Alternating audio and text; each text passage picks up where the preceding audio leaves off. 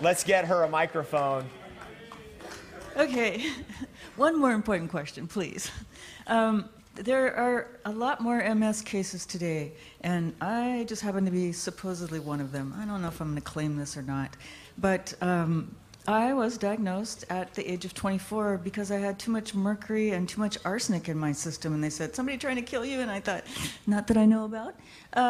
But the question was, you said something about the cacao is used for MS, and then D3 has a different composition level for MS, and would you care to share some of that?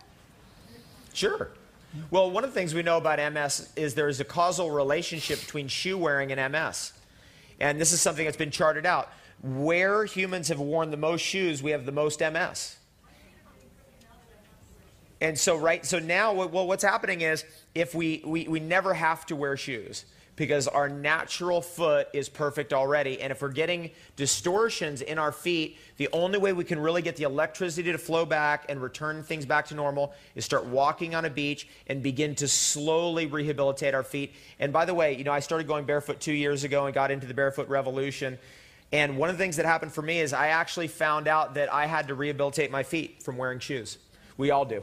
Because our toes are basically cast into a cast. Right? And so we want to make sure that we allow that energy to flow from the earth, and it's especially good to walk the beach right at the ocean line. So you get that electrolytic energy from the ocean. Now, all of the things that we're talking about here, especially when I was talking about nervous system rejuvenation, can be very helpful to you. I've known dozens of people over the years who've completely recovered from MS.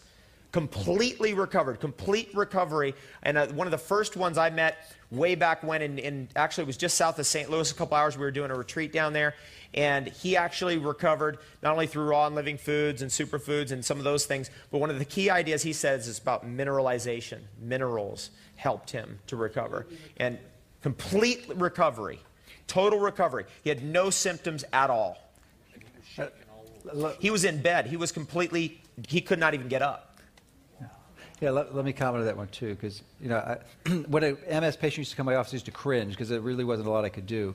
Then, as I progressed in my knowledge of natural health, there was a lot of things, and it's very rare, especially with an early MS patient, we don't get 100% recovery. It's almost universal. The things that I learned are there's an alternate explanation for the barefoot, because as you go south, and which is one of the reasons I go south. I'm not in Chicago in the winter, and I absolutely enjoy walking barefoot and love that, but there's more sun.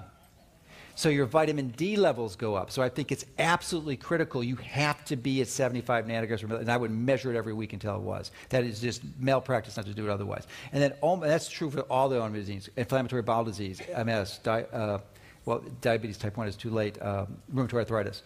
And the other thing I've noticed, because I treated 3,000 rheumatoid patients, it's real similar. The process is almost every one of those conditions has an associated emotional trauma that occurred before the age of 5. If you do not address that emotional trauma, you will not get them better typically. It's surprising you don't. Maybe they treat it some other way, but that is huge. It's absolutely huge.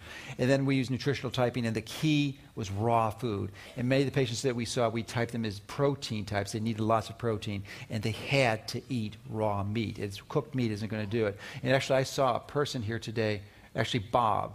Bob is like, Bob's right there. Stand up, Bob. Now, Bob was 5'6" before he came to our practice. Yeah, he can tell you specifics, but I don't remember the details. But it really did work. So raw, you've got to go raw, and you need close to 100% if you've got some serious condition like that. We wouldn't even take them if they weren't willing to make that commitment. Okay. How are we doing? We got enough time for one more question?